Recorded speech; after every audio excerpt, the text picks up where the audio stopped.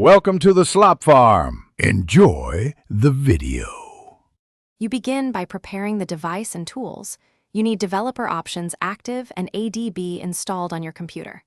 Once connected and authorized, you will enable USB debugging and keep the screen awake so the system won't sleep during changes.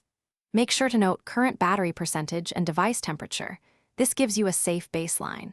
Now open a command prompt and run a DB devices to confirm the phone shows up. If it doesn't, check the cable and USB mode, change to file transfer and retry. You'll now inspect and adjust the thermal policy layers using a DB shell. First, read the thermal sensors and policy files in /sys/class/thermal and /proc to see trip points and current limits. Understanding these numbers helps prevent damage. Then use settings, put global and energy-saving toggles to relax system-imposed limits where possible.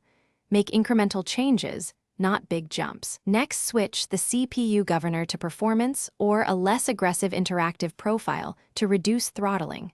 Monitor temperatures constantly so you know when to back off. You finish by making the safer changes persistent and verifying them across reboots. Use a trusted automation app or an ADB over network script to reapply settings when necessary. Once done, continuously monitor temperatures with a hardware-aware app.